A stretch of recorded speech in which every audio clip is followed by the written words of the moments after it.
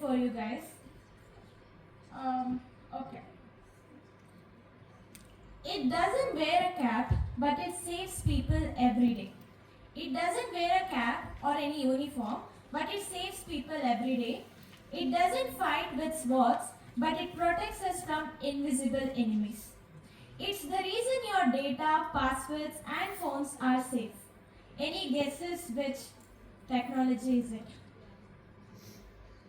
Yeah, you can tell. Cybersecurity. Right. It's cybersecurity, the real hero of the digital world. So, now technology is taking the center stage in a new and critical domain, the integration of cybersecurity within the world of artificial intelligence. To help us delve into this dynamic and crucial evolution, we have Sudhiksha G from the Department of CSE ICB from first semester. Please give her a warm welcome.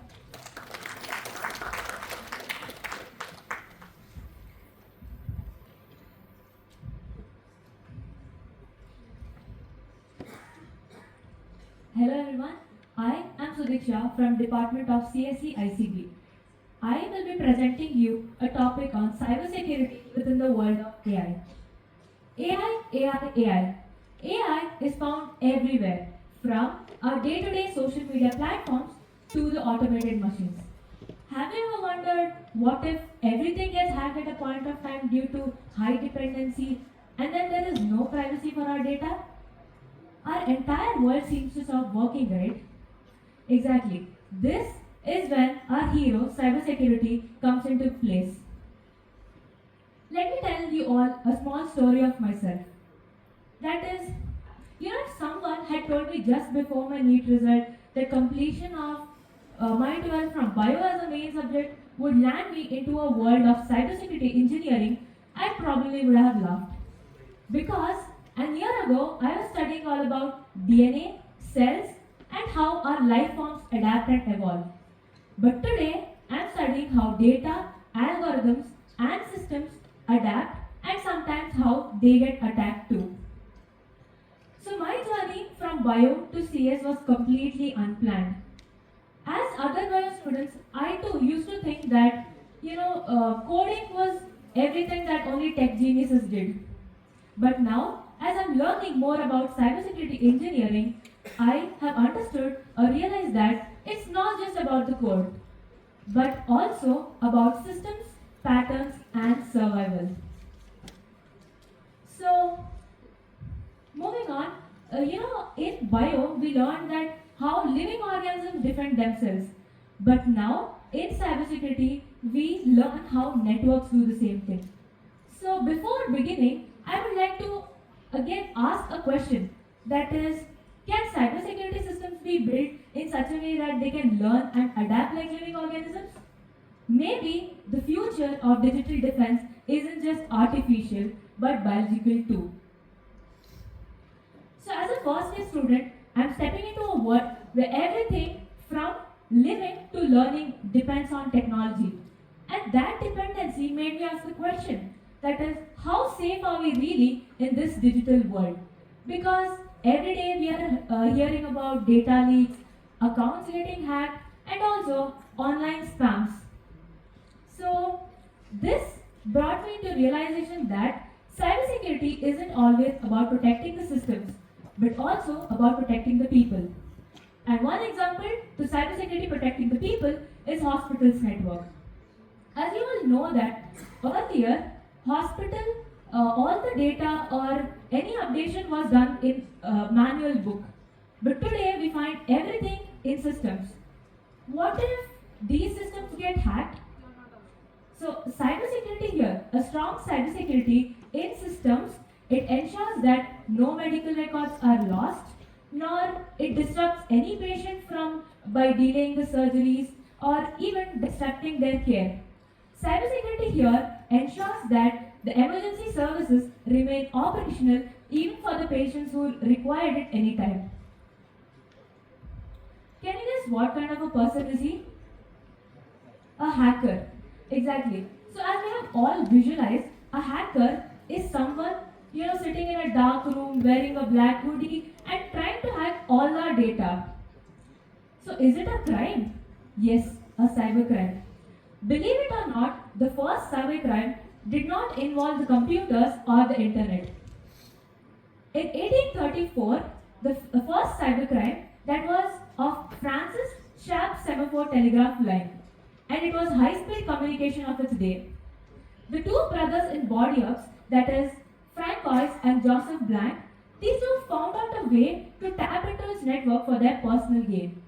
That is, they wanted minute-to-minute data of the stock markets in Paris. And do you know what happened? So, first, these brothers, the plan they executed was ingenious. First, these brothers bribed a telegraph operator in halfway distance between Paris and Bordeaux. And then an accomplice was set up in Paris who would insert the code to this operator and then into the official government telegram on semaphore line. And then this information was hid as a deliberate mistake in the message. And this information hidden was immediately deleted or erased by using telegraph's backspace. And then another conspirator in Paris, he decoded the information by the visual signals to the brothers. So this plan worked perfectly for 2 years. Interesting, isn't it? Yes. So though this telegraph line did not involve the use of computers, it's still considered a cybercrime. Because cybercrime is any crime involving computer network as well as the communication systems. And then this can also be considered as a modern crime because these brothers use the same modern methods that the hackers or the cyber criminals are using in the present world. And we can also say that this telegraph incident was the main entry point for the triggering of other cyber attacks to happen in the future. So, out of all this, as we all know that as the technology is developing, so do the tools of the criminals, cyber criminals. So one example of high impacted incident that shaped the cybersecurity landscape is the WannaCry ransomware attack of 2017. So this cyber attack was a worldwide attack where the WannaCry ransomware was spread to over 200,000 computers over 150 countries. And then this WannaCry attack was targeting the computers which was running on Microsoft Windows operating system, and by encrypting it and demanding ransom payments through Bitcoin cryptocurrency. So within few hours of this attack, the WannaCry ransomware thing was actually neutralized, temporarily neutralized. So this highlights a 22-year-old Marcus Hutchins, who was a cybersecurity researcher then and who accidentally discovered a kill switch that stopped the WannaCry ransomware attack, helping over thousands of organizations worldwide. So don't you think this highlights or this responsibility brings in the huge number of cybersecurity professionals or IT experts into the scene? And as you all know that every opportunity or every challenge creates opportunity, and so the cybercrime is no different. And do you all know about the cyber guardians of the nation? Behind every border secured, every technological leap in defense, and every threat neutralized before it reached our homes stands the silent guards of India's sovereignty. That is Defense Research and Developmental Organization and Research and Analytical Wing. So as we see, DRDO stands as a fortress builder because it creates hardware security, designs cryptography for military IoT, as well as safeguards our sensitive communications. And then when we see about research and analytical wing, we find them as an unseen shield because when the entire world is sleeping, it is them who works continuously ensuring that our mornings are peaceful. So these heroes shows us that the responsibility or the patriotism is not only in the battlefield, but also in the data room and the intelligence brief where the courage meets duty.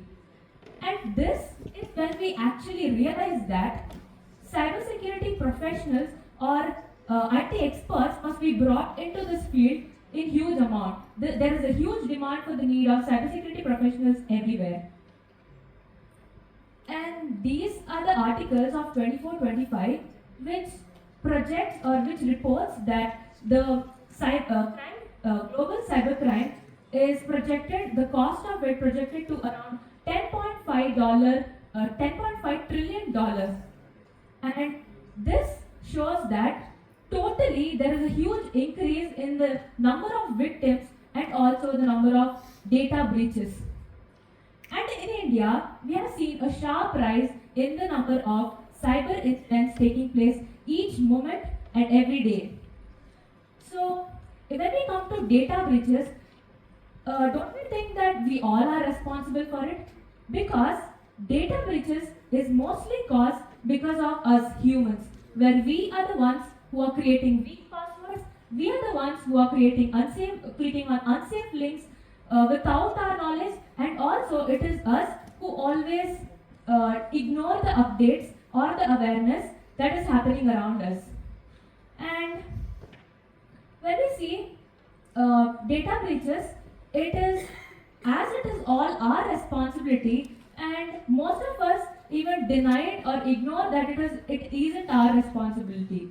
And then we must always remember that cybersecurity awareness shouldn't always be an IT expert's concern, but also ours. As is a quote stating, the present youth are the future citizens. That is, as students and innovators, we are the ones who are going to build the next wave of digital tools, and it is our responsibility, and we are the ones who must be aware about the surroundings and cybersecurity incidents. And we must also remember that AI is a double-edged sword, because AI depends on the one who controls it and how it is getting used. So in a world where we can think, learn and deceive faster, it is not always the passwords or the firewalls that should act as a defense, but also our ethics, awareness and our shared responsibility to protect one another. Thank you.